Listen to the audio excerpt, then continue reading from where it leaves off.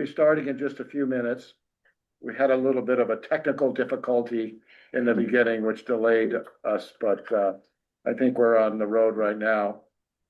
What you could do if you'd like, please introduce yourself in the chat. Tell us where you're from, and we can see where everybody is coming in from. And we'll get started in just a few minutes. We are recording the event, so if you don't want your image on the screen for our later YouTube broadcast, we download and slightly edit these events, and then we put them on our YouTube channel. I'll put that on the link so you guys can bookmark it in case you want to come back and rewatch something or watch something that we've done in the last 3 or 4 years. So here, let's see.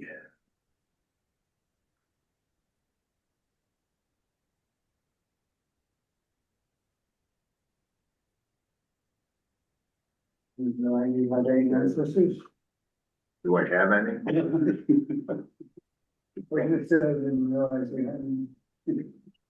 All right. I decided to come to see what it's about. Okay. We have Stephanie from Knoxville, Tennessee. Paul Cassingham from Taipei, Taiwan. Welcome. And we have Akron, Ohio, where it's snowing. Dan from Louisiana. And Steve from Brattleboro, doing research on Italian roots from Calabria. Well, we'll need to talk, Steve, because that's where my roots are from as well. Or as they say in Italy, radici.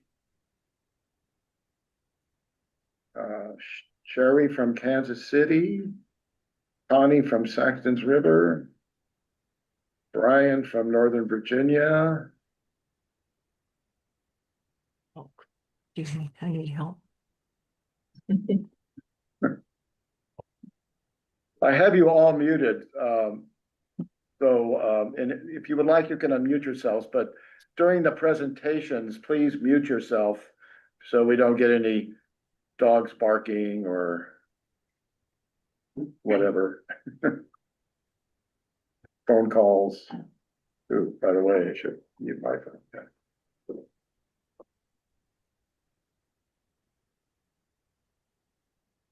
Okay, maybe we'll get started.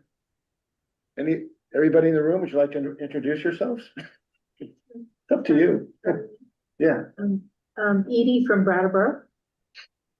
Mary from Brattleboro. John from, I live in Dummerston now. Oh, you did. You jump around, don't you, John? You're right, a little. Michael from Brattleboro. And I'm Wayne from Rockingham, Vermont. And Jerry from Brattleboro by way of Texas, by way of Denver, Colorado, years ago. Okay, so we'll get started. We'll just review this agenda. We have some announcements to make, and maybe you've seen these already if you're connected to the genealogy online world, but MyHeritage has some new DNA tests. You want to say a few words about those, Wayne? Yeah, well, it's not like I'm an expert on this, but I can tell you what they say. The difference is that they're doing a whole human genome scan when you do a DNA test now, or coming soon. I still can't quite be clear on.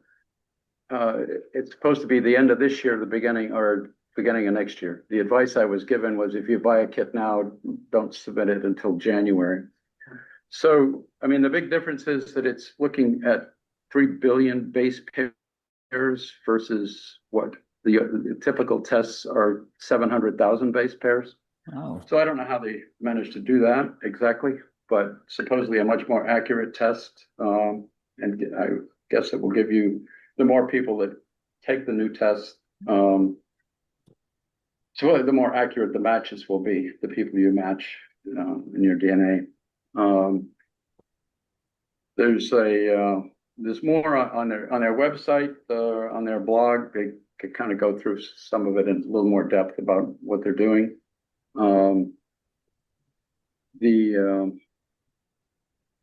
Anyway, I have not tried it yet, but I was convinced to buy a new kit because it's on sale right now. It's like what, $29? $29. But then you saw it was advertised for 25 at some point or something. I think it might have been for Yeah. Black Friday or Yeah. something, but it's back to 29. But what you're Which is saying is you can buy the still a lot. test, but not submit it You yet. can buy the test and then the advice I was giving, I just recently, in the end of October, I went to this genealogy conference, and the advice I was given was to buy the test now and submit it in January. So, because you want to, if you're going to do it, you want to be sure you get the new test. Right. The old, the old test is obviously going to be discontinued, and you can no longer upload things to MyHeritage from other testing companies because of their new, because this new whole genome testing. But if you have, So- if you have a test from another company uploaded now, it won't affect that. I don't think correct? it'll affect that. Okay, I'm not sure how they're gonna mesh them all together, yeah. but I guess eventually they will. I think people know that, right? If you test with Ancestry and 23andMe, you cannot upload your test to other sites, but you can download the DNA test and then upload it to MyHeritage, Family Tree DNA, and what's the other one? There's another one, maybe one or two, I don't remember now, but then you get their matches and their ethnicity percentages and that sort of thing, so. Supposedly, from what I've read, it is possible they will make it possible for you to download your entire genome, your whole DNA. I don't know what you do with it after if you download it. I wouldn't know what to do. Well, obviously you make a you make a clone of yourself. Make a clone. Obviously, I guess it would be useful if there are other tools that people develop using all of that information. Right. So, Okay, well, on the So subject of that's DNA, yeah. we have Ancestry holiday sale of $29 per test, so you could buy them and give them away as holiday gifts to people that you want to test. Yeah. And this is really neat. Reclaim the Records, which is a organization that actually goes after state departments of health in various places to get them to reveal their data that they're, basically keeping hidden. And they actually sue these, right? Basically, Try to force them to right. open up the records. They're either state or local governments, and they did get to the New York State Death Index, which they have now available online, NewYorkDeathIndex.com from up until 2017. You can actually get the index, right? Not the actual record, Yeah. but the records are available on MyHeritage. Well, for New York City, Yeah, not for not all of New York State, Right. but New York City. Okay, and if you don't know this, and I'm sure many people who are here today online found our event today on conferencekeeper.org. It lists genealogical presentations, both virtual and live throughout the world, basically. They have a calendar, so you can just check out what's happening and attend some event that you're interested in. Get back over here.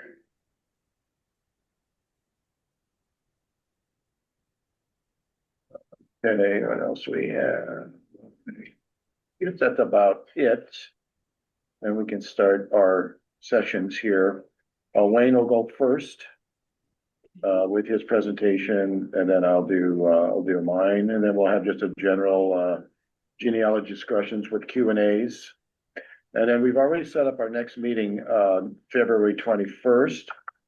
And if you want to sign up right away, you can use that link that you got in the email, because we don't change it, and just go ahead and sign up there. We'll then send you the Zoom link in February. And okay, so I'm going to stop my share here so you can do your thing, Rainey.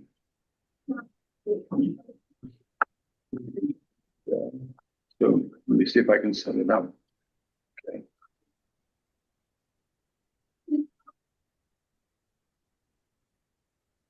And I'll be monitoring the chat. So if you'd like to put your questions in the chat as Wayne is doing his presentation, do so, and I'll try to keep track of them so that we can get to them after Wayne does his thing. Okay. All right, we got it up on there. Well, so as I mentioned a moment ago, I attended this conference at the end of October, and there were quite a few sessions on using artificial intelligence in genealogy. So one of them, I decided to explore this one a little bit. It's called NotebookLM. It's a product from Google. And it runs a little differently than some of the other AI chatbots. I guess probably the biggest difference is that you provide it with the sources that you wanted to look at. And there it goes. So these are a few screenshots from the website.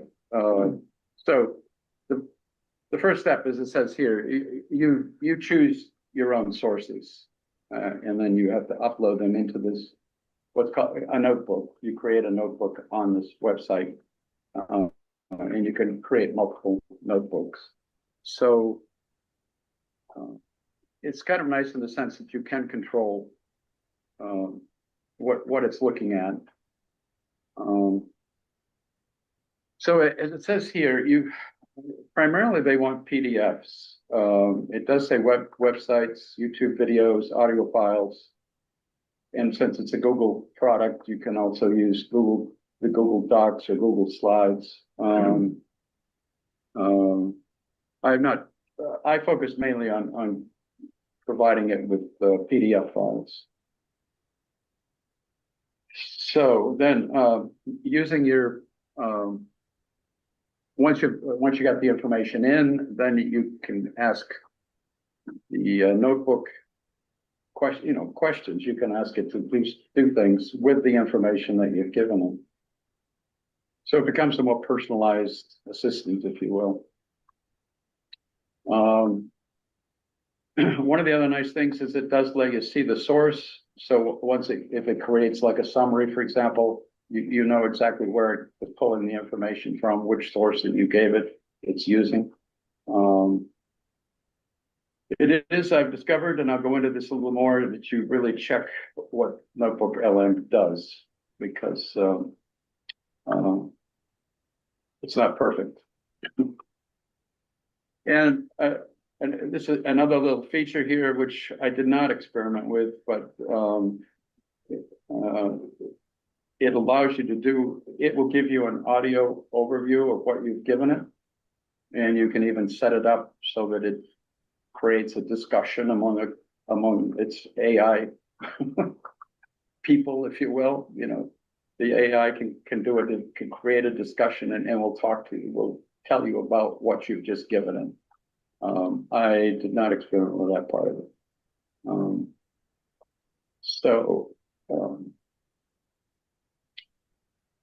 just, there is right now, anyway, you can use, there's a free version. And it's allows you to do quite a bit just in the free version itself. And there's a pro version. Somehow I imagine they're going to try to figure out how to make more money off of all this, so I don't know if the free version will stay around, how long it'll be around. think that? But evidently, they're not making any money off these products, so somebody's gonna do something soon. So anyway, the pro version allows you to have more notebooks and more sources in the notebooks and so forth. It's a little more expensive, but so far, the free version does a lot. So I was trying to think about how to use it for genealogy. There's a lot of built-in features that I think it was really designed more for students to use. Creating a study guide, for example. Although when I mentioned that to my son, he just kind of laughed, said, who's gonna do that? You know, if it'll make a report for you, it's gonna make the report for you, you know, to study it. But like flashcards and other ways to quiz yourself on something you're studying. But anyway, there are, it's useful for uploading and organizing documents. I mean, you can census records, vital records, letters, newspaper articles, all that kind of stuff you could put in there as sources. Then you can ask it to extract the key information. Ask, you know, have it pull out the names, dates, locations, and so forth. It's good at creating a summary of things and might give you some insight into something a family you're researching, for example. And it can consolidate things from multiple different sources. So it's one of its strengths is doing that. So a source is any document that you've provided. So there are, like I said, there are some file formats that are not supported. So you cannot use a Microsoft Office file or image files, but you can easily convert them into a PDF file and then upload them, and then it can do work with that. What it's basically doing, I guess, behind the scenes is converting everything into a text file. So you could give it a text file to start with. And obviously to do that, it's because it also works with audio, it's got to create a transcription of the audio. Or if it's a document, it's got to use this optical character recognition to convert that into text. And it also has to have handwriting recognition if you're going to give it a handwritten document. So it does, you know, it has a lot of things going on behind the scenes. So here's an example. Gave it this as a test.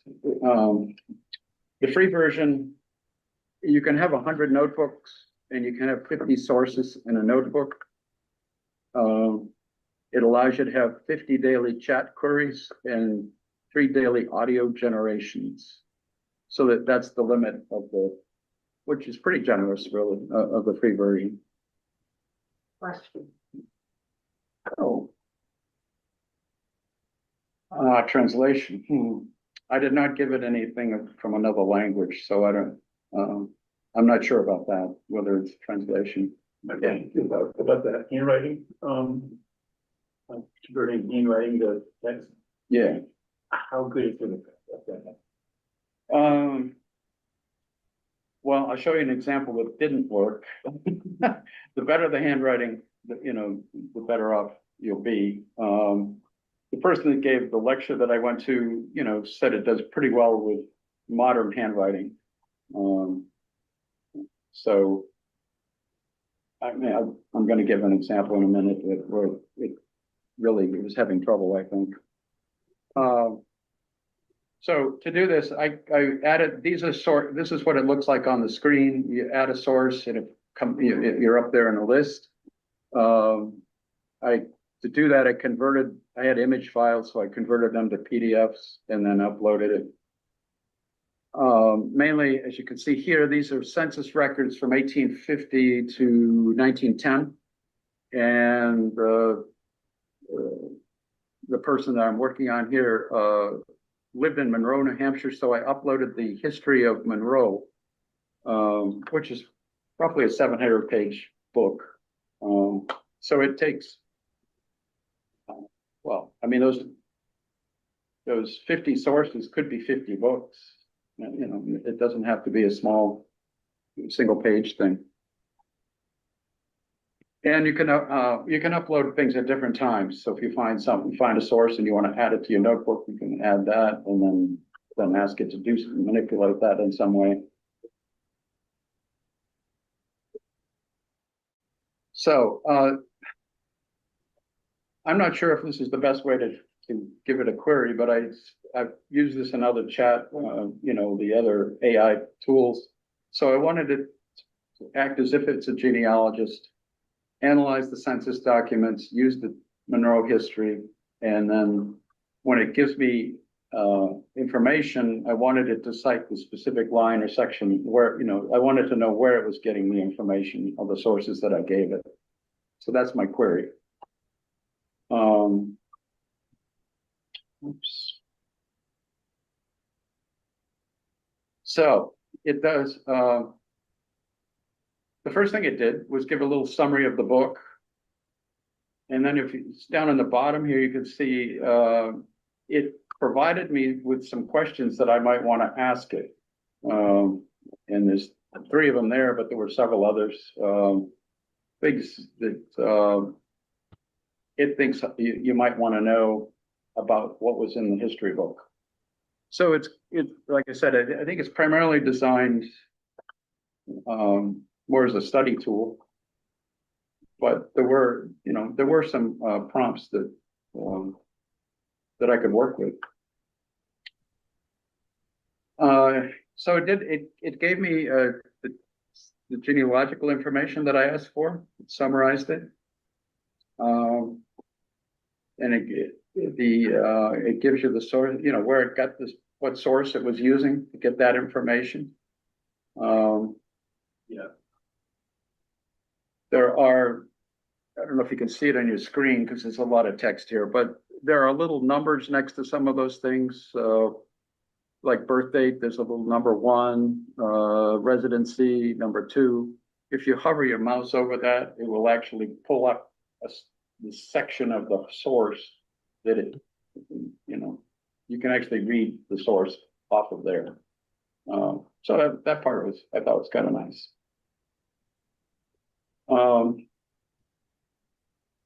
However, just caution, it helps to find the best and most relevant sources that you can. And the quality of the handwriting, I think, does affect the results. So if the handwriting is particularly bad, you might have to convert it yourself into text and then upload that. And I did discover NotebookLM can just make stuff up, and it's very confident in its answers. I don't mean this to sound political, but it's a little Trumpian. You know, I'll show you in a minute, but it'll be so insistent that its way was the right way. So then how do you know what the source was? I mean, do they say themselves or do they make up a source? No, they weren't making up the source. They were making up what was on the page. Show you in a minute, and it's just crazy. So this was the 1880 census. It was a single page. And I asked it to please look again at the 1880 census. Frances Fisher is listed as a widower and working as a cooper on line 22. Nancy Fisher, his wife, is not on the page. What happened? How come you didn't find that? So you put that in. That's my question. And then it gives me the answer. It says, well, this is an excellent point for a genealogist to investigate, as records often contain conflicting information. Upon re-examination of the 1880 census, the physical evidence recorded at the time appears to contradict the vital record information in the town history. And then it proceeds to tell me that Francis Fisher is on line 21, not line 22. It tells, he says, he says he's married, and he's not, he's a widower. That his primary occupation is farmer, and it wasn't, he was a cooper.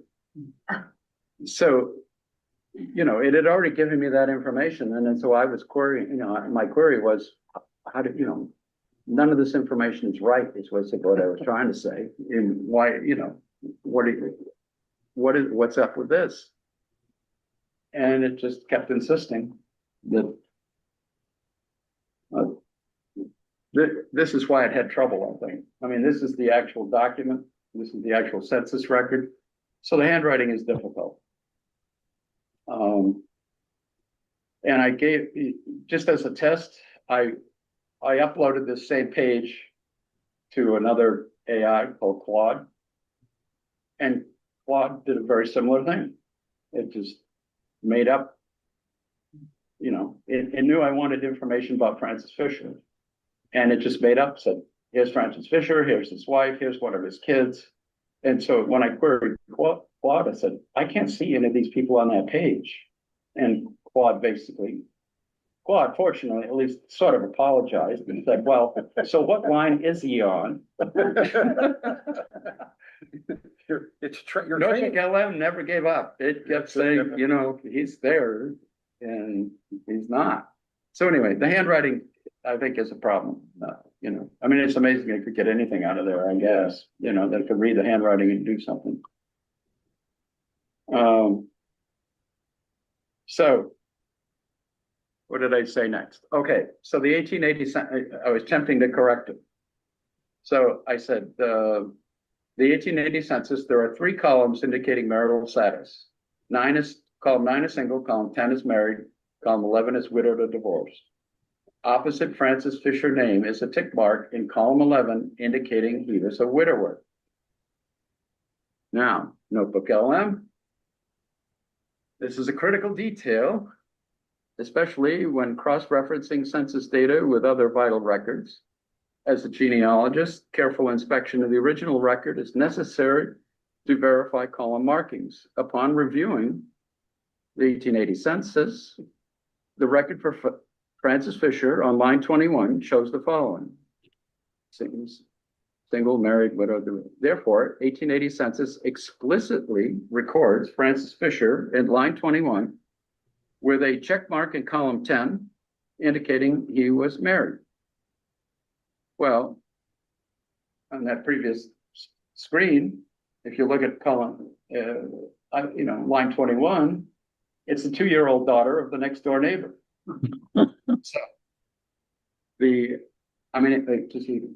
So So NotebookLM just not giving up. There are some things, but you definitely want to check the work. I deliberately was giving it things that I knew that, that I could easily check. But it's in its early stages. Still quite confidently incorrect.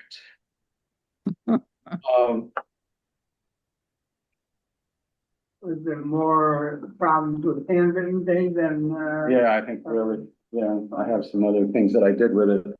But I think it much prefers a printed document. So anyway, NotebookLM does recognize some of the conflicts in there. It could not, however, this was one of the other things I was hoping to check. It was unable to see a conflict in some of the data that's in, like, for example, in the town history. The town history says that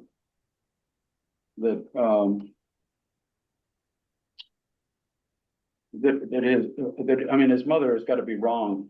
The woman listed as his mother in the town history is wrong because she was born in, I think it was 1826, And Frances Fisher was born in 1835. So she was, you know, I mean, she couldn't have been his mother. And biological mother. I think she was the mother that raised him, and that's why, you know, that's why it was listed that way. Yes, But indeed. Notebook LM could, you know, did not pick up any inconsistencies there, so I don't know, it wasn't really, I didn't ask it to analyze that. Maybe it would have, but. So anyway, yeah, there's differences between the, because it still insists that she was alive in 1880. And she died in, December of 1878. But even that 1880 census, I can't make heads or tails of, because it lists a kid that was supposedly 3 months old in 1880. And, you know, there's conflicts there for sure in the data records. Anyway, so that was so in terms of results. These are some of the other tools that are built in. It can do this audio video overview. It can create these other things: mind maps, reports, flashcards, quizzes, infographic, and a slide deck. I guess those are in testing phases, I guess. So I decided just to try one out, just to see what it looked like. So here's what the mind map did. It used, and again, it just used the textbook. I mean, the history book. Broke it up into the various sections in the book. So I clicked on just one there, the history of people, because I was curious how, you know, how it was handled that. And then it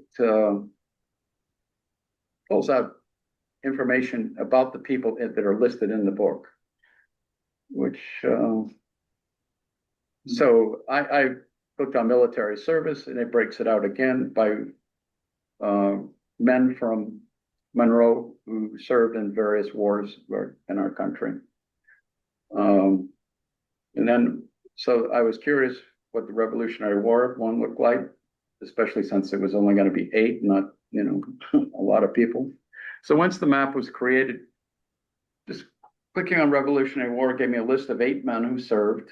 In addition to that, the Notebook LM provided a chart of all the wars in which men from Monroe served, and using obviously the town history as the source there.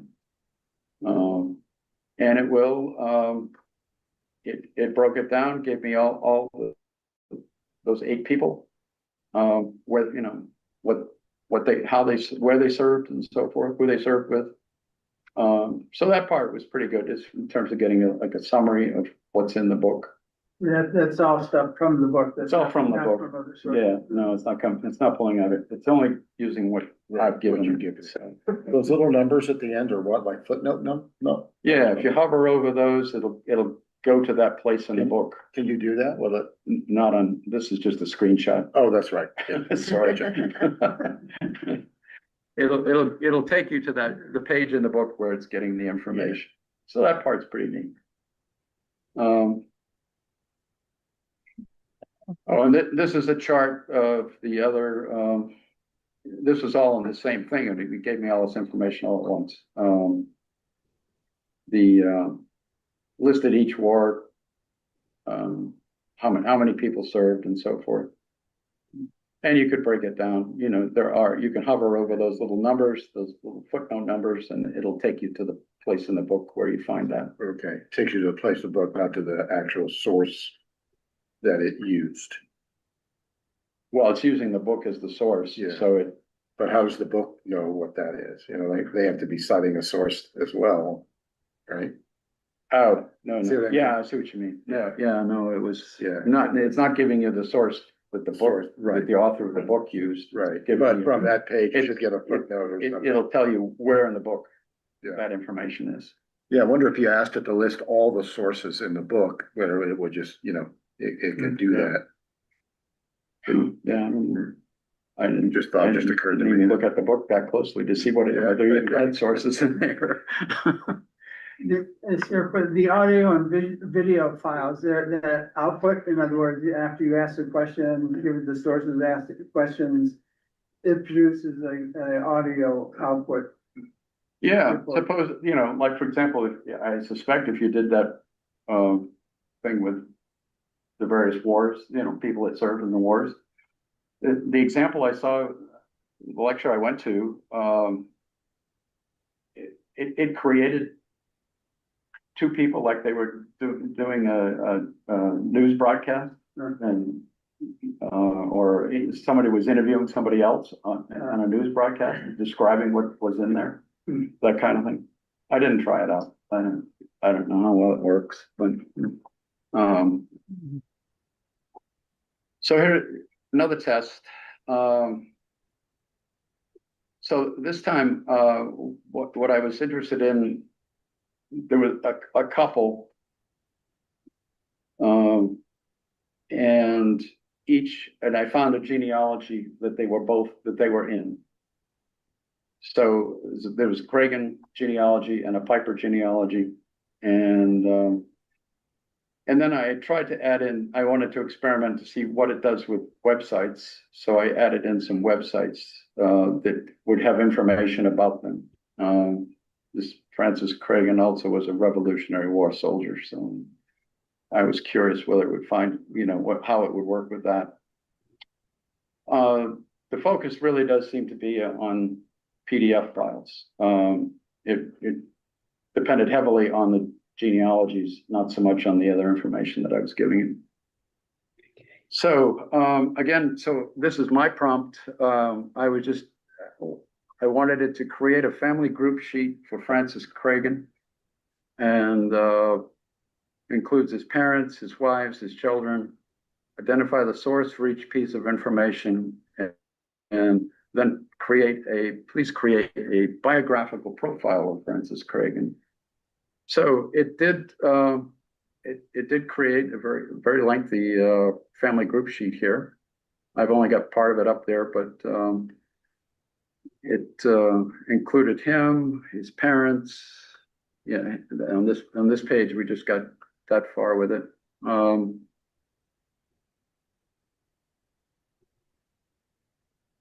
right, and then it did create a profile of him, and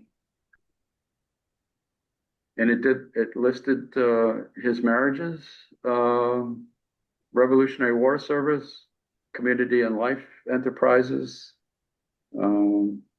Again, pulling most of this from the genealogies. So, but I was curious, you know, what did it do with the websites? So I gave it a link to a specific page in the DAR, forgot what they call it, but anyway, their genealogy resources research area, where his name was listed and where he served. So so I gave it a link. So using the DAR website, are you able to add the names of the officers he served under in the Revolutionary War? So anyway, I was pleased with this part because it says, however, based solely on the sources provided, I cannot access the DAR website to search for or verify the names of the officers that he served under. And then it goes on to describe the ancestor database in the DAR genealogical research system. That's the word I was looking for.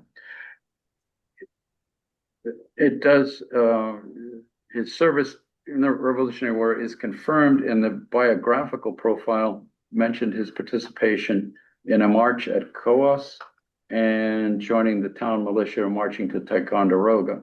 Again, that was coming out of the Cragen genealogy.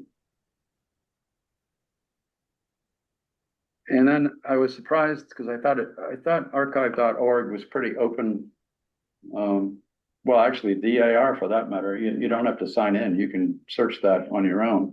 I found specific pages, but again, it at least told me that it couldn't do that and told me how to do it, how to go about it for myself. So it did give some instructions on how to use the websites, but not, it couldn't pull out the information. So then what I did, I downloaded the book, several hundred pages of one volume of this Rolls of the Revolutionary War in New Hampshire. And so I asked if he could find him in the PDF of the book. So it could search the PDF, and it did find him in the index on page 95. And page 95 is there on the left. And so I suspect it wasn't able to use that information clearly because he's listed there. He's listed as a sergeant. It lists when he served, and at the top of the page, which is kind of on your far left there, it lists the commanders of that unit. So it was not able to extract that information, and I suspect part of it is having difficulty dealing with a chart like that, especially since it was not, a vertical orientation versus a horizontal orientation. And even if I had redone it, I'm not sure it could pull it out of the chart.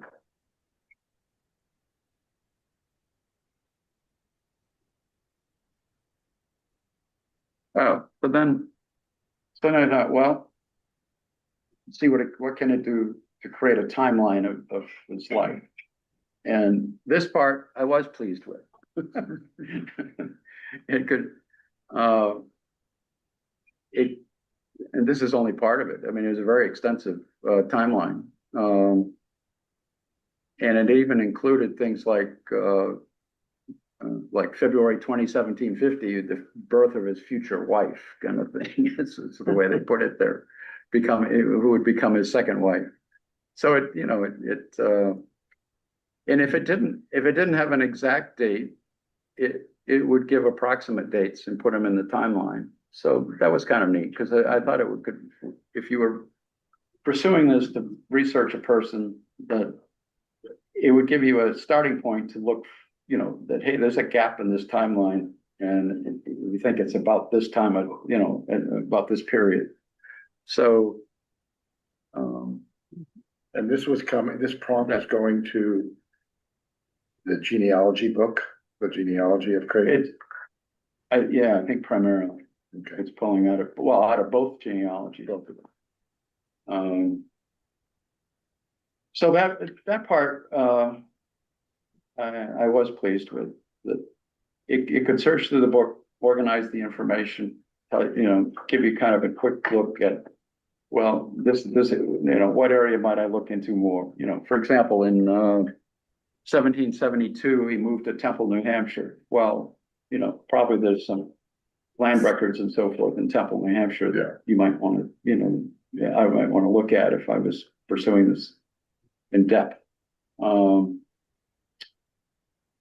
And like I said, it was pretty extensive. This is only part of, kind of a short part of the whole timeline here. I still can't understand. You're so experienced, so you see the difficulty. Somebody else going to go literally and believe it. Just might accept it. Oh. Well, yeah, I suppose. Yeah. That's one of the dangers, I think, with pretty much any of these AI tools. Right. I mean, it's kind of amazing that they can read handwriting at all. Yeah. One of the kind of a little sideline here, but one of the AI uses that I think is really greatly improved is on the family search website, because they put full text searching right into their menus now. It used to be kind of an experiment, and now they've just fully kind of It's developed. all integrated, yeah. Well, what that means is that it gives you a way to search, stuff that's not indexed. So like if I was looking for a land record in Temple, New Hampshire, I would go to Family Search, use their full text search, put his name in, put in Temple, New Hampshire, and see if I see, if there are any records there. And that is excellent. Again, especially for records in the English language. Evidently, they've expanded to Spanish, and I suppose they are working on others, but they've done the most work on records in English, and they have, I don't know how many millions probably of documents that are not indexed and don't come up in a normal search. But that has made it so much easier because it will go through, highlight the name for you, do a transcription of the handwriting. It's going to convert the handwriting into text, and then it'll tell you where in that text it sees the name. Now, you still, you can't, you still have to know if you've really got the right person.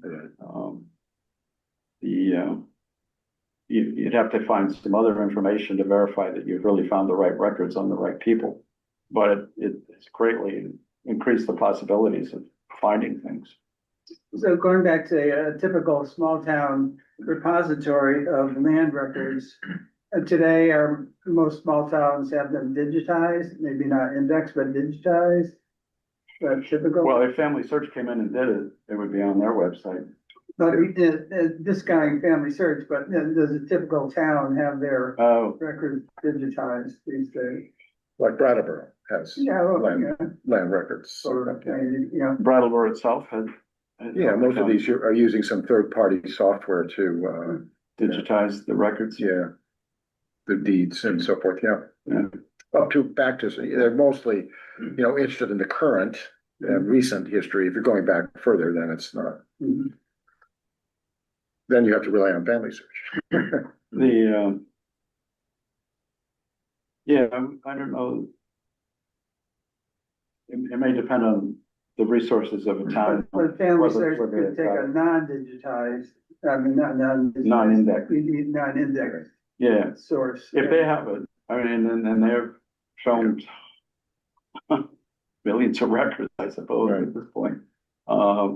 It's just that a lot of them were not available. They're available. You could browse them, but say you open up a file and all of a sudden you got to browse through 700 pages of things. Now the AI will search through and look for the names. I mean, that's probably not perfect either. I mean, it still could miss stuff, but boy, it really is made it a lot easier to find. Yeah. They're really on the forefront. Was it Family Search that was doing the 1950 census? And they did that as well. Yeah. That's where they were developing this whole thing to basically read handwriting. Right. And create an index. Yeah, I tried to do it on Italian records I'm researching, but unfortunately, the province and town, they were locked records, so I'd have to come here at the library where they have the ability to give me access to those, as a Family Search center. So I didn't bother just using some that were open. Let's see. I've only got maybe one up. Oh, so then I was curious whether it could actually provide me with a more formal citation, like if you were going to create a footnote in an article or a book. And to a certain degree, it did. Let's see. The first one there, it gave me did pretty well. It gave me the author, the name of the book, when it was published. It couldn't do much with, I gave it a marriage record and all it did was give me the name that I gave it. So it didn't come up with, okay, this is, I forgot which town it was, probably maybe Temple, New Hampshire, Temple, New Hampshire town, town record, marriage record. that kind of thing. It couldn't come up with that. Because it just gave me back what I gave it. So it could do the books. I mean, I didn't tell it, I gave it the whole book, so it had to go through, read, identify who wrote the book, what the title was, and so forth. And when it was published. Does that give you page numbers then, that you could go into the book and, And well, in this case, yeah, it's not giving me page numbers either. So you could It's then- still got the little right, footnotey things there where Yeah. you hover over it and it'll take you to that section, that place in the book. so then you have another So step, it's not, yeah, but yeah. sort of. Sort of that. I think that's about Yeah. it for me. Oh, well, I gotta just wrap it up. First of all, if you have a text, you create a text file, a PDF file or a text file, clearly, it likes those better. With difficult handwriting, like that census record that I put up there, you probably would have to make it, well, you can pick up, like Ancestry will give you a little transcription of what's in there, so you could use that, copy and paste that in. But it probably needs to be in text versus, Yeah, unless if the handwriting's really good, Yeah. maybe you can handle it. And as I tried to illustrate here, you really need to verify what it gives you. And not everything is gonna be accurate. And there are some cautions, supposedly it keeps everything within the notebook, it's not using that information to learn, to teach the AI. But you still might want to be careful about any records Yeah, on living privacy people issues. for privacy. Yeah. And if you really get a good notebook and you want to keep it, you probably should make a backup of what you've done and the whole narrative. Like everything, all those queries that I asked it are all just one long thing, that you can go back and scroll up and down and see. But if you're happy with the results, you probably would want to save it somewhere else. So that's it for me. great. Right, thanks, Wayne, that was real eye-opening. If people have questions, go ahead and ask them orally or put them in the chat. We will upload our presentations in a PDF format to our Google share folder. So when we send out the link for the video, we'll send that as well, in case you want to review them. You making a copy of this to send out later? I'm sorry, Ken? Yes. You making a copy of this, a link later to? Yeah, we'll send out a link. Yeah, it'll be and we have all of them up there on our Google share folder, so you can look at other videos and see So what do I do? Go into Google Drive to share? yeah, I'll give you a link and then you just go to that Oh, link. right. And I suggest you bookmark it Right. somewhere so that you can go back to it Right, whenever you right. need to. I gotta go in a little while. I'm in a Okay. meeting with my theater company later. Oh, okay. Yeah. That's okay, Paul. Okay, so, I guess I'll, do that other thing here. Good question. Will this be your primary? Oh, there you go. School now? Oh, Yeah. that's a good question, whether it should be. I mean, I do see some uses for it. Like I was particularly interested in if I found like multiple published genealogies on both sides of a family, husband and wife. I could see using it for that particularly. And then maybe supplementing it with other information that I might have found. There's enough cautions there, though. You have to be careful. You don't want to just trust it.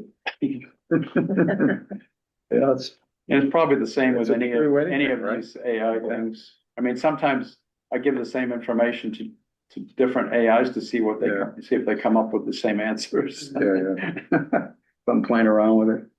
when you went to the session, was it being taught by actual Google people or? No, it's somebody else, somebody like me that's played around with it.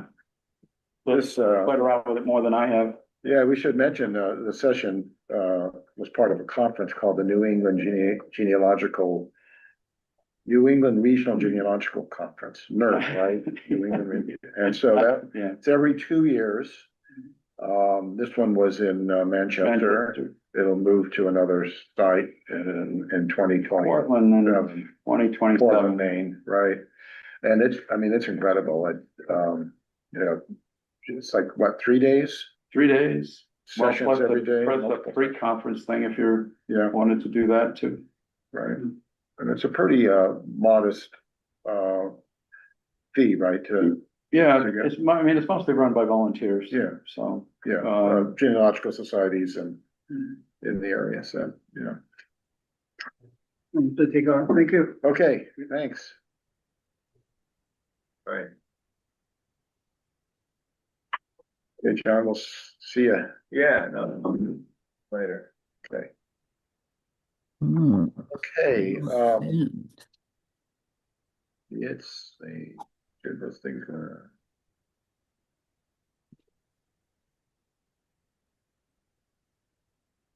There we go, get to the beginning. Okay. So Elephind was, something I just discovered, maybe a month ago. And it was probably through a genealogical email, and it's a index of newspaper collections that have already been digitized. So I'll explain a little bit more, but it will allow you to search all of these collections where the newspapers have been digitized. So there are over 32 million pages, and they're planning to add 150 million. It's still growing. Has 29 collections of newspapers, and we'll look at that. And so you search them all instead of just individually going through searching each collection. Would these collections be just one newspaper, or would they be a collection of multiple newspapers? Yes. Multiple newspapers. Yeah. You'll see it better when I get to that slide. And it's maintained by a software company called Veridian. They're in New Zealand. wow. So anyway, so what we'll do today, hope I'll be able to do it. We'll go through some of these concepts. Is it free or is there a fee? There'll be, want to talk about their commitments to the genealogy research community. We'll review the newspaper collections, check out their search tips, as well as review what they have called the smart search example with using AI. They have their own AI built into their system. And we'll look at some of the weaknesses as Wayne did using the AI. And then we'll review a keyword search. There are two ways of searching. One is smart search, and the other one is keyword. And that's what we're mostly used to searching. We'll do that and try to trace the quote. Was about the existence of slavery in Vermont. Vermont was the first to lead off in 1777, meaning that was a quote that I found cited, and it was about how Vermont in its constitution abolished slavery in 1777. So, okay. So at any rate, it's free for now. You sign up. And you don't have to sign up, but I suggest that you do, because you'll get email notifications about new collections coming online and community updates. And then if you want to really help them out to speed up the process, you can give them money. And that's what they have here, $10 a month, $20 a month. Or give them anything. You can give them anything you want. I think. Okay, I like this. Their commitments. And the things I really like are these: safeguarding content for misuse, including helping ensure it's not used purposely by AI models in ways that could distort the historical record, and the fact that they really want to support the newspaper collections that they're searching. So they want to make sure that you go back to them. So that's what happens. They're not, when you do that search, you actually go into the newspaper collections of these other online entities. So it sends you there, and then you use their collection. So they're supporting you know, the people that are helping them with their product. All right, so these are the newspaper collections. There are 29 of them. You can see how many pages and titles that are in each one. And these are the largest collections. The New York State Historic Newspaper Collection is 8 million pages. California Daily Newspaper, 6 million. Colorado Historic Newspaper Collection is a really good collection of newspapers. I'm from there, so I use that extensively for some of my genealogy research. Of course, the National Library of New Zealand and the Wyoming Digital Newspaper Collection. So these are already online. You can search them individually, but with Elephind, you can search all these other ones as well. Especially if you have, you know, your family's migrating across country, you can, you know, also do that. I have to say, it's a little weak on New England. You know, if you're looking there, you have Nantucket, 107,000 pages. Newspapers at Tufts that may or may not be New England, because they might have other ones as well. Do you see something else there? Cambridge Public Library. Boston College. And Boston College, yeah. Mhm. Yeah, so it'd be kind of interesting to look at those individually, see what they, you know, what they carry. I mean, one of the nice things about this is that it does smaller, lesser known regional student and community newspapers where some of the big databases are not going to, you know, newspapers.com is probably not going to bother with that. So you get access to those as well. Okay, these are their search tips from their site. Search places or names, and you can use that as a keyword search. You'll find Abraham and the word Lincoln, but for exact matches, you should use quotation marks to do an exact match. You can ask questions. How do you brew beer? That's an interesting one that they would cite, but where was rugby invented? But things like that, you can do it. And if you don't get enough, you know, if you don't get enough results, you can just rephrase your question and say recommend. Search across languages. It will return other relevant newspapers in other languages. I did not find that in some of my search statements, but I mean, depending on what you want to do, and you know, you might be able to get some of those foreign language newspapers. But most of them are in English. Uses natural language, so you can use just the language that you're accustomed to using, with specific, you know, subject headings and that type of thing. Use modern terms, and it will, you know, convert it, because World War I wasn't used in 1918 or something, you know, but it will search for First World War and any other terms that are used. You can filter your results. So when you get a whole bunch of results, you can go back and filter them, and I'll show you how that looks on the screen.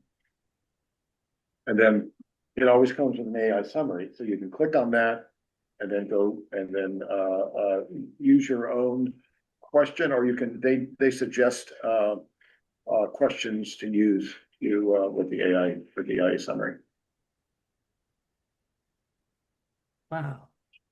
Okay, so this is a smart search example which I used, and one of them was what were the conditions of Negroes. I use the word Negroes because figuring it's going to be, you know, going back and searching historic newspapers in Vermont in 1791 when Vermont became a state.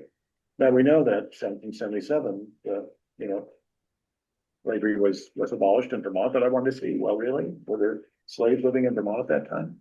So anyway, it found 191 citations. As you can see, it divides it up by decade. So apparently there were some newspapers writing about it in 1800 to 1809. The collections where you'll find them. So it looks like New York State had most of them. Nantucket had a couple. And then in the publication itself, which is embedded in these collections, those are the publications.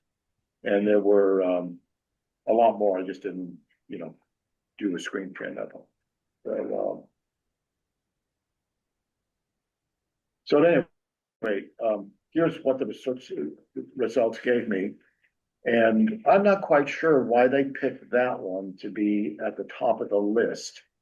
Because maybe it had the most search terms. And if you look at it closely, they're taking each individual term itself, like a Google search, and so it's like showing that this particular article had all of those terms in it. So you got to be wondering how, what the quality of it is going to be. Again, you have the limits on the left, and then the AI summary comes up, and you can ask it anything about 20 of the search results on the page. So they're, we said 190, so it's only going to do 20. And then they suggest some questions. So I said, well, let's look at a perspective. So they'll go through and try to get a perspective on what were the conditions of Negroes in Vermont in 1791. Okay, so once I had to do that, it came back with these clippings. And for some reason, it just gives me the ID for the first and second one, but in the third one, it gives me a link. I don't know why it didn't give me a link. Would make it a lot easier, because if we're looking at this on the page, you'll see that. But then you have to go back, so you kind of have to maybe make a note, the Alexandria Gazette of 1881, then go back and find that so you can read the piece. But it will go through and, as I said, give you a summary of that and try to give you a perspective, which they do at the end. In summary, while Vermont formally abolished slavery, the clippings reveal a complex reality, one where the legacy continued alongside a degree of acceptance and relative freedom compared to other parts of the U.S., although the acceptance was not universal and existed alongside instances of discrimination and prejudice. Well, we kind of all know that after, Jim Crow laws were passed. But there's some interesting things here that, especially from the newspapers of the South. So then I asked it, how many slaves were living in Vermont in 1791? And it came up with some articles. So I said, wow, this is really interesting. And off on the right there, you can see that there's the Frederick Douglass paper, which is, a newspaper published by Frederick Douglass. Yeah. And, but as you can see, the Virginia Chronicle and probably the most, New York State. And then, Colorado had 20 articles on it as well. And this, okay. So at any rate, this might be the same one as I just did. Yeah.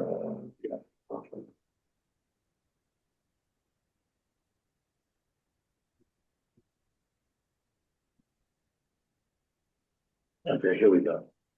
So, so with the AI example, I asked it to analyze that. And so here are some of the citations that were provided for me. And Massachusetts was made in Union in the year 1820. yeah, it's not right. Yeah. Caught that one right off. But we should see what the context is, because it might be pulling something out of the article that's incorrect, So then I asked it in this particular example to find where Vermont and slaves are in the same sentence. I wanted to get it a little bit more specific as to its And so it went through and, tried to do that. But it doesn't appear all that, evident here, but, slavery existed in Vermont, and there's the Alexandria Gazette. That 1820 was probably when Maine was Was separated from Massachusetts Yeah. and became a state. Exactly, yeah. Because it was under, Massachusetts. And, here's, some of the, other ones, the Catholic Telegraph, which is like, a little bit, I guess, wasn't familiar with that.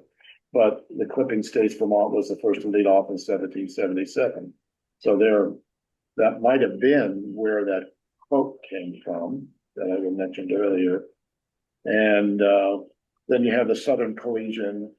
Vermont claimed the honor of being excluded from slavery by her Bill of Rights. This asserts Vermont's stance against slavery. But that goes on to make other interesting things, statements.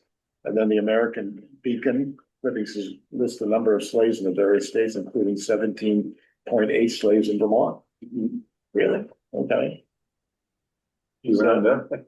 Yeah, what do they do? I mean, 17.8, I don't even know if they got that, but again, they must be looking at something. So, Well, one of those papers was talking about people from other states who owned slaves moving to Yeah. Vermont. that's right. So I mean, Excuse me, genealogy, Yeah, yeah, come on in. And so, this is more of what we were talking about. It's just this Ray Rattler is actually, in, Colorado, and there again, the clipping states, Vermont was the first to lead off. So it took that quote yeah, and they published it here in 1916. Anyway, it was just like this interesting little exercise I wanted to find out. So anyway, to begin with, so this one was about fine articles for Vermont slaves are in the same sentence. So I went to this is the Alexandria Gazette. So it takes you to the Virginia Chronicle, which is the Library of Virginia, and then the Alexandria Gazette, and there's the clipping. And here's the statement here. So you read through this, and in the clipping, it says that Vermont was a minute union in 1791, and an advertisement for a runaway slave was published to a Washington newspaper as late as 1794. This shows that slavery existed in Vermont even after submission to the Union. I'm thinking, what? Really? I mean, because it was a runaway slave, there could have been, they were just advertising. There doesn't mean slavery existed in Vermont in 1794. And in the actual article, it says it was published in a Burlington newspaper. So it'd be interesting to go and find that Burlington newspaper just to see what actually it was saying. Because there's nothing really saying that there was slavery in Vermont. It was an advertisement for a runaway slave that they were looking in Vermont for the person probably, right? So anyway, that's another instance where, you really have to dig down to, actually see what's going on. But at least it found it, and here was another interesting to find that this wasn't. I'm trying to remember the history, but there was a time there, right, where the Dred Scott decision and so forth, Right. so that somebody right, that was wouldn't later, necessarily be in Vermont, but it might be Yeah. advertising for a runaway Right. slave. right, Who ran away from that his freedom wasn't granted. somewhere else. Right, exactly.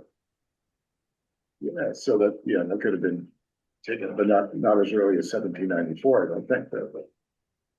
Okay, this is in the Colorado Historic Newspaper Collection.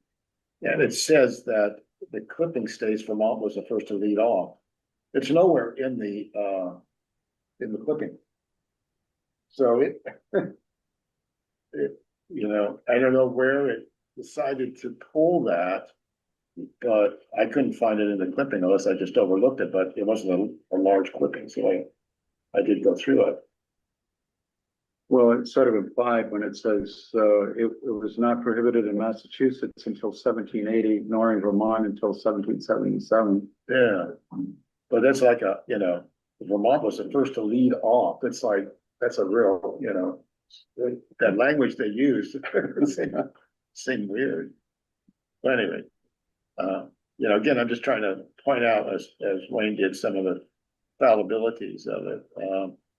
And so this one, I said, okay, let's see if we can find that quote, really find a quote. And when I did the keyword search, putting it in quotations, it did find it. And it found it in this commencement bulletin called the Southern Collegian. And it's a big, long article. And basically it's arguing the lost cause. And you go through it, it's 1887. So it's right after Reconstruction. And they're like, it's full of lost cause rhetoric.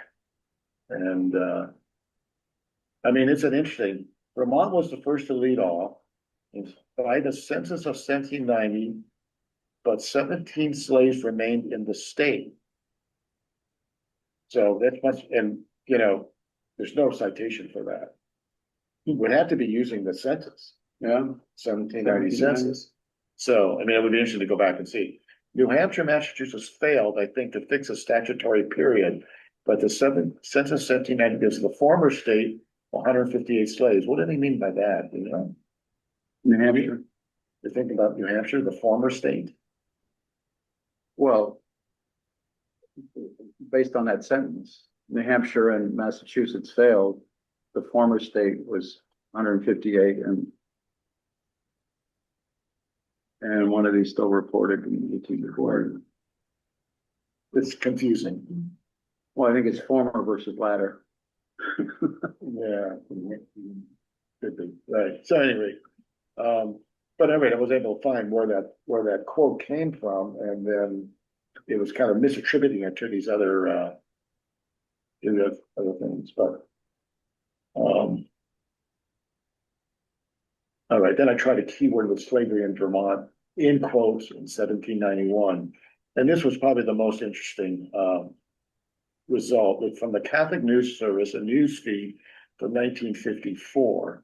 And so when I went to the actual document, I know it's going to be hard to read, but it was published in Springfield, Vermont. The U.S. Supreme Court had just ruled that instruction on banning the teaching of religion on public school property.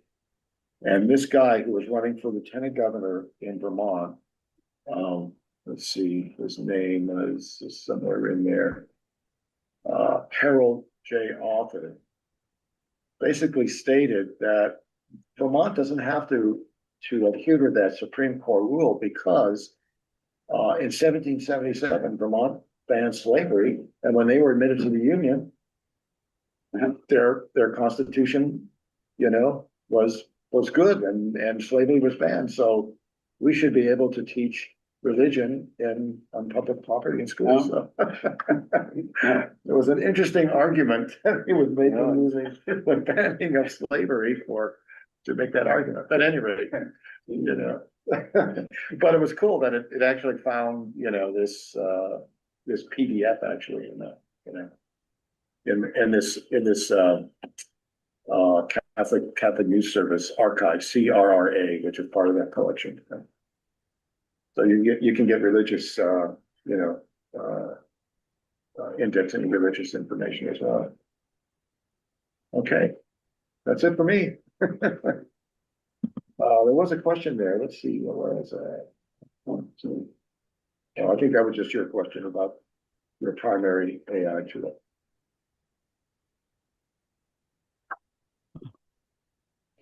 So when you do the search,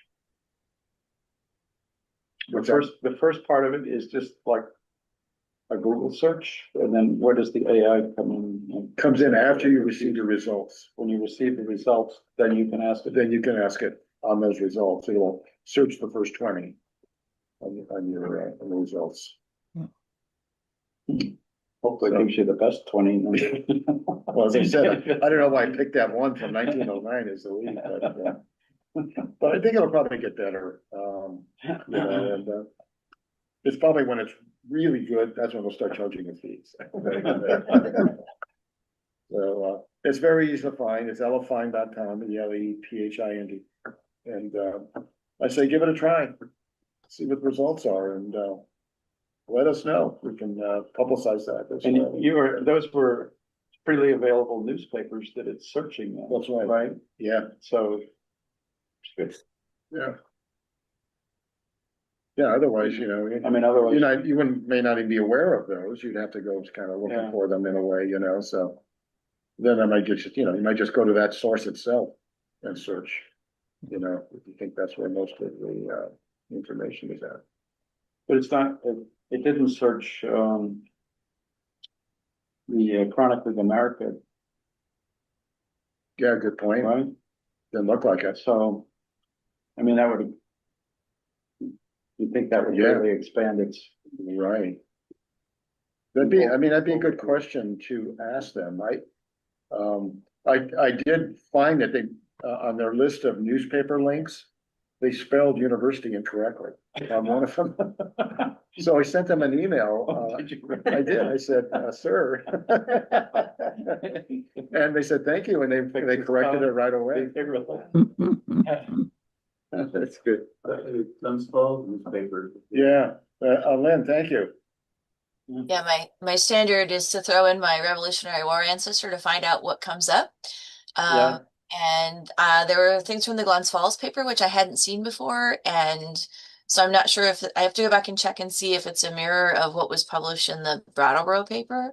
But I'm wondering if it focuses more on the local people in that area, which if so, that gives me, people in places at the same time to go back and just connect up who was where when. So. Yeah, good point. Yeah. Yeah, so the more you use these tools, you'll come up with ideas about, better ways to use it for your specific, research. Yeah, good info. Thanks. Thank you. Well, we could throw it out, for whatever you guys want to talk about, throw it open. You want to put something in the chat about your own genealogical research, or just unmute yourself and talk away. Let's see. Whoops.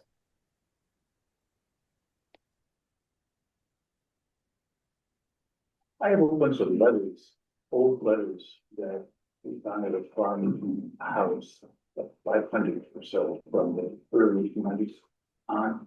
But they're so hard to read. They're very hard to read. Yeah, it's one. Yeah. Scan them and blow them up on your screen. That's what- Or Yeah. even just take a picture of them and then drop it onto your computer, because you can manipulate the contrast Yeah. without Good idea. too much difficulty. But for me, a lot of it is just make it bigger. And then, okay, it's old eyes, but some is just make it bigger. You can really see the characteristics of the actual handwriting, instead of having it all just be this wall of ink that you're trying to sort out. If the letters are written in pencil, it may be worth just photocopying them, because that will also make that real faded pencil pencil lead easier to read. It'll show it as darker in a photocopy. You can do the same thing with an image, but that's old school, is make a copy and make it readable. So a couple of options, maybe they'll help. Or share them will help you. I love old handwriting. Did you say you love? She loves old handwriting. Oh Really? yeah, it's the best part. You never know what you're gonna find. Well, And actually, and there's like, I have I have a diary entry from a great grandmother at one point that was, did the laundry today, basically put the washing out. The pig got loose, pulled down all the washing, had to go put him back again. I mean, you just never know. They had to redo all the washing because the pig got loose. You just never know what you're going to find. So it's always, to me, fascinating what people write, and especially when those actual documents have been kept for so long. So it was significant for someone to choose to keep those letters or documents that are not necessarily an official record. So like it's really interesting to me just to see what someone chose to keep. Great. So by the way, hoping to put you on the spot, Lynn, No but, worries. in our next meeting in February 21st, Lynn's gonna do a presentation, right, Lynn? Yes, yes. So if anyone has thoughts on what you'd like to hear about, I have not yet fully decided on what we're going to talk about.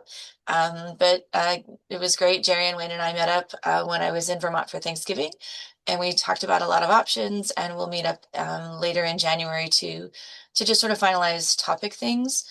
I do have ADHD, so squirrel brain is a thing, and so we might jump around a little bit, but I'm excited to share and learn together about how we can find some maybe new ways to combine source use to help solve brick walls, and just share some of the things that have worked for me. We did have some fun it was sort of helping Jerry or crowdsourcing some solutions for something Jerry was working on. And that's, to me, it's a collaborative effort is always fun because everybody learns something when you work together. And I promise I will try not to talk quite so fast in February. An early vote would be on handwriting. Okay, I can tie that to my Revolutionary War guy, so that will tie in with what Wayne talked about in September. And actually I do. I have a story about that, and it's pretty much this where, I saw the pension record. It was visible for, you could see it for years. And but like it was just this wall of ink, and I couldn't wrap my head around just getting the handwriting broken down. And then now there's other options for that. So you don't have to spend, the dollars to buy the book about old handwriting, or just give yourself a headache trying to figure it out. So I can definitely add that to the list.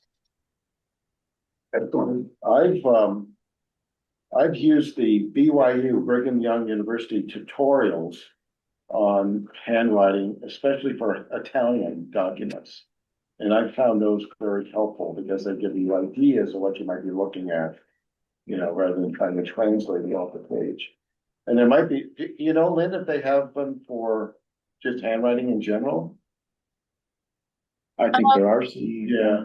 I know there are, and there are also webinars about it, so I can take a look and see what, because when you can walk it through and see, oh, this is how this person connected these pieces, and now I can visualize that. Sometimes that helps as well. So I can take a look and see what we might find for resources. And definitely, I'll be talking about the NARA and National Parks Service collaboration on Revolutionary War pension records, because that for me was a huge breakthrough. But let me poke around a little bit, and we can definitely talk about that. Thank you. And if you have any ideas, you could take that email that you all got for the remote, registration or whatever, and just reply to that, and we can, send it on to Lynn, or we'll take it for itself, because that has our email on it, the Windham County Interest Group email, so. Another thing that might be worth a try is if you can get a good copy of, a legible piece of old handwriting, just put in AI. Just try it, see what they come, see what AI comes comes with. with it. Yeah.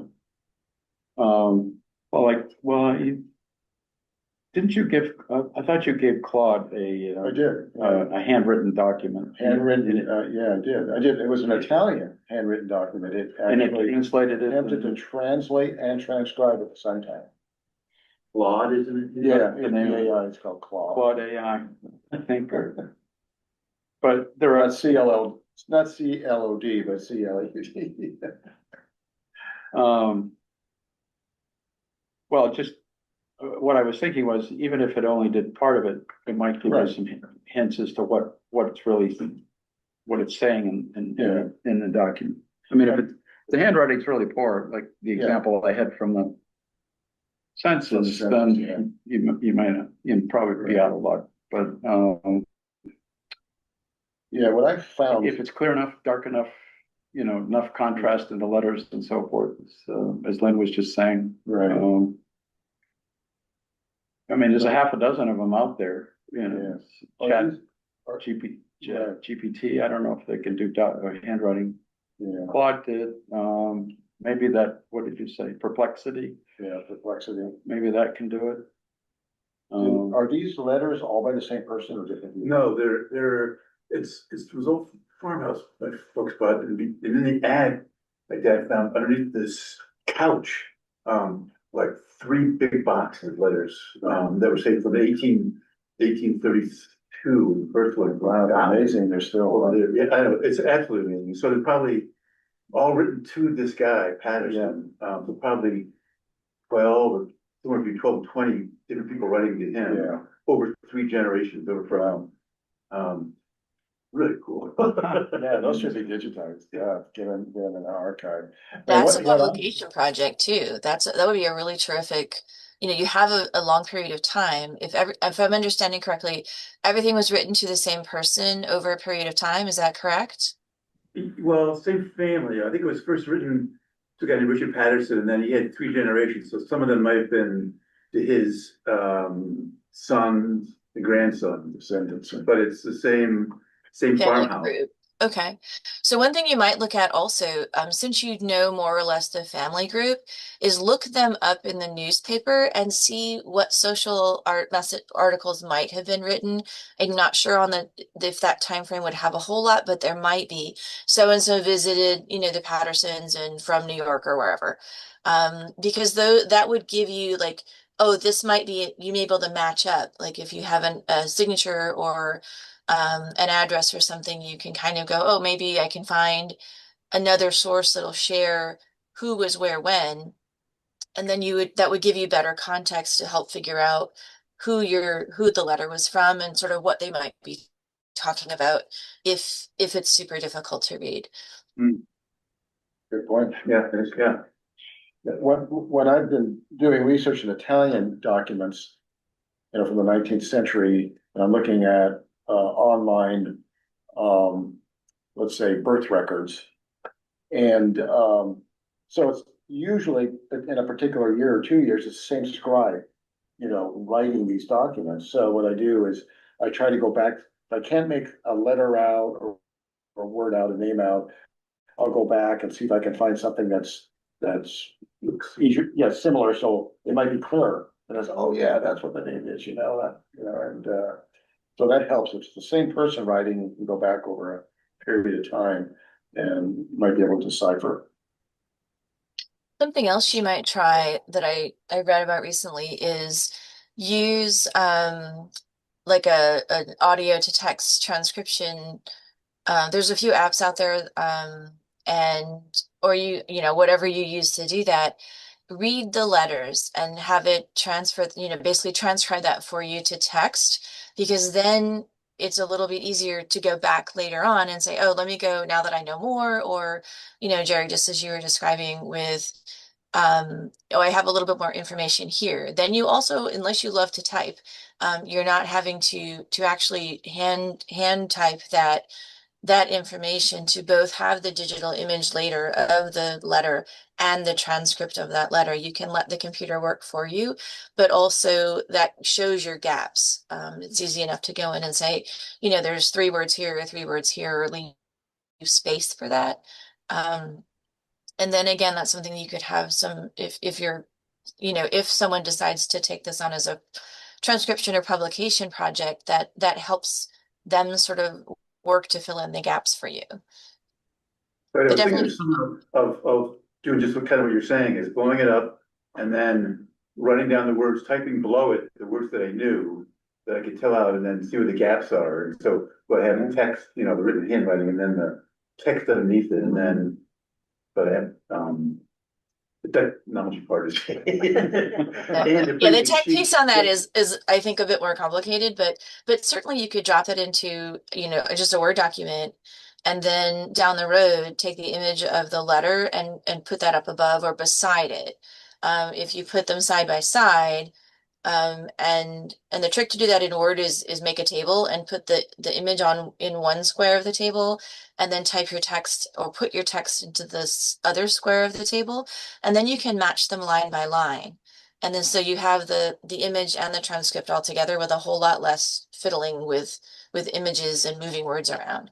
And when you use the table for that, it's stable and it doesn't move around like an image does with Word.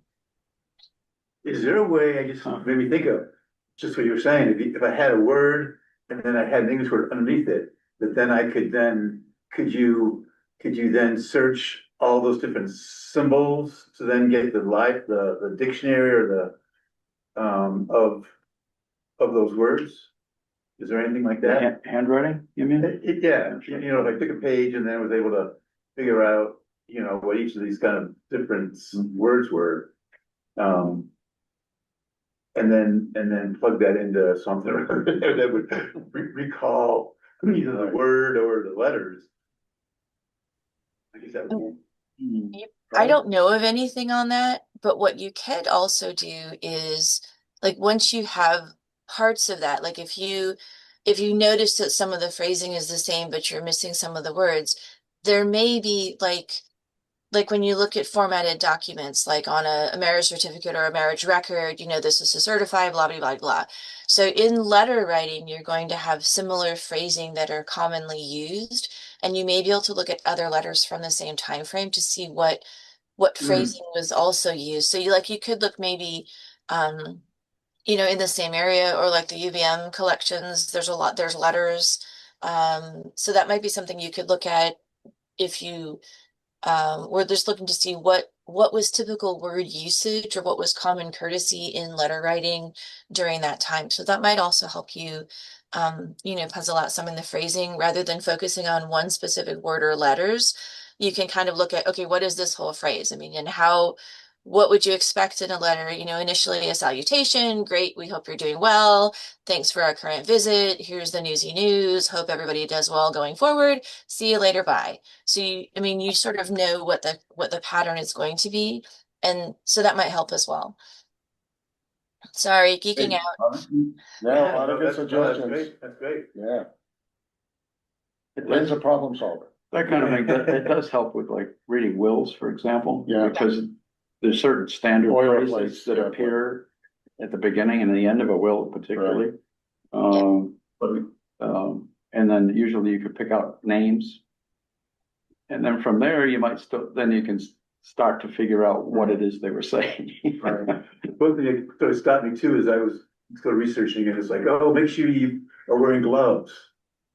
You know, so then I was like, what kind of gloves do I need? You know, I don't have gloves and you know, because I would love to take them out of there. I mean, they were stored in this box in this attic. Well, the box is 100 probably years, acid. It's an and, acid. you know, no rain, no mice or anything. Yeah, But it is amazing. Get an acid-free box, you know, from like Gaylord, which is a conservatorship company. they're all folded in these tiny little Oh, folds. yeah. Little Oh, God. strings all Right. bundled together. Oh, really? Ooh, keep them all together when you store them so you know which ones were grouped.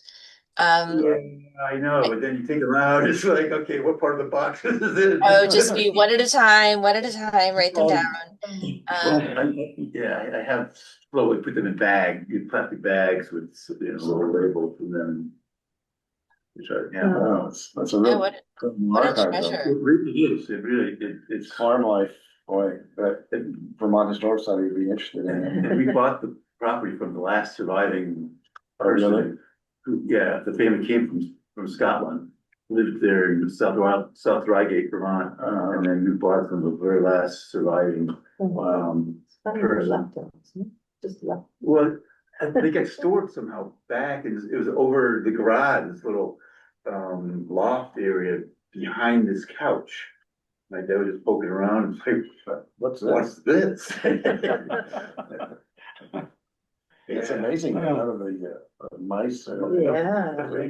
moths.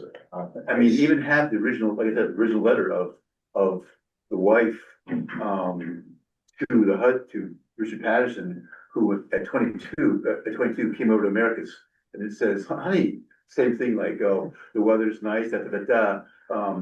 Second paragraph, I was so surprised to wake up and you weren't there. Wow. And I was like, I know we talked about it, but but you just left. She did actually come over, but. Yeah. But it was, and then the return letter, him saying, oh, you know, By the well, way. it wasn't, you know, it wasn't my fault, you know, we talked about this, you know, no apology, so anyway. I didn't want to waste great. You were sleeping so soundly. That's right. Oh. Anyway, that's, yeah, so, I hope to in my lifetime, so. Yeah, well, you got a project there, and we all have these projects, right? Yeah. You're You doing might it. look at, as you start this project, build a timeline of starting with, like, if you're able to find the records of who owned the property, like who exactly was the owner, and then you can match up the letters with those timelines, and your publication will really write itself for you, and that will also help you with tracking what letters go in what order and go where, because you already have them grouped together, but you within that could then sort of, capture them together. And then, the puzzle search piece, finding all the solutions is the most exciting part. The most important part is writing it all down so that someone else doesn't have to go through the same pain that you're going through. But it really will build itself for you, and it will help you see where the gaps are in your knowledge. If you can put the family tree and the property ownership and newspapers, social mentions, or town reports would also be something to look at, because that information would be there as well. And then you'll have really good context for what's happening in the letters and what they're talking about. To me, that would be, it sounds like lots of moving parts, but in the end, that will probably give you the biggest or the best full look and understanding of what's going on. Great. So you said the last living descendant from the house. Right. Of course, there might be, cousins that are still alive or something. Oh, true, right. That might be interesting to see if they have letters too, Right. That would take some genealogical research. Right, the letters, I don't know who they're from, like, he was a surveyor, and so some of them were inquiries about land, but they might have also, most likely the family members or some sort, and What was the surveyor's name? Richard Patterson, Richard? And that was South Reigate? South Reigate, yeah. She's on it. I have a big monitor. I can put two screens up. That's a really interesting town. They had a Scottish community, a company coming to South Reigate as a business perspective to try to have a town that was company owned from Scotland, and they had people come over. And then they were sort of dependent upon Scotland for resources, and then during the war, Revolutionary War, all of a sudden everything was cut off, any kind of communication, anything. So then Was the Civil War? the Revolutionary. So then they were on our own now. Okay, we're no longer part of this Scottish company. Huh. And, That's great. yeah, Wow, that is interesting. yeah. And then my own family is from there also, so that From Scotland, too? I had some personal interest. Yeah, personal, sure. Yeah. They might be related. Right, it might be. We're unaware of the fact that you're buying it. Right, from my old grandpa. I was gonna say that when you were saying that, is maybe the Francis Cragen that I used as an example. His first ancestor arrived here as a prisoner of war. British. He was British Army? No, he was. The British Army defeated the Scottish Army, and he was sent over here. Oh, I see. They were sent to Saugus, Massachusetts, for the ironworks, to work in the ironworks. So he was kind of banished Yeah, I mean, British, you know, Why just? England was big on that, wasn't There must be- over Get into the, out of here. what's that? There must have been others, right? Prisoners. Oh, yeah. Yeah, they it were was sent a to Australia. horrible, oh, I forget what it was a horrible battle. And the British took thousands of people, as prisoners. What year was this about? Middle 1600s. Oh, I wow. forget the exact date of Yeah. where the British went to war with Scotland. But, so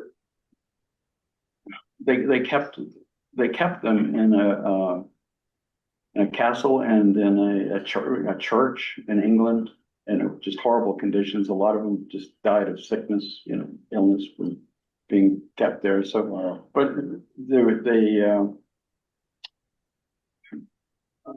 a boatload of them, you know, they were trying to make some money off of it too. Of course, you know, they basically sold a shipload of Scottish prisoners So to, they were indentured? yeah. Sent them to work in the ironworks Wow. and, survived that, I guess, and enough, you know,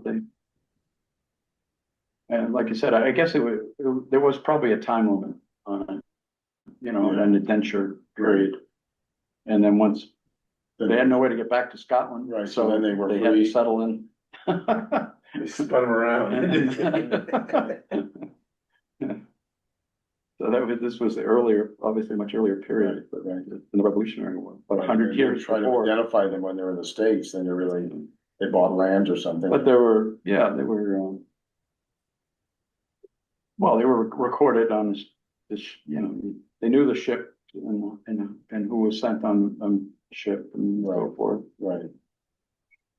But anyway, you know, so Revolutionary period, I mean, he was, I don't know what, would have been probably 4 generations or something. Yeah, right, exactly. Removed from that. Removed from the original, ancestor.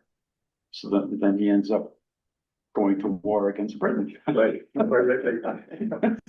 It's history of the British. So it comes all the way around, doesn't it? In the Revolution. Well, Anyway, I guess we should wrap things up. probably should have things else to be out of here for the stitching group. Okay, so, thanks, We should everyone.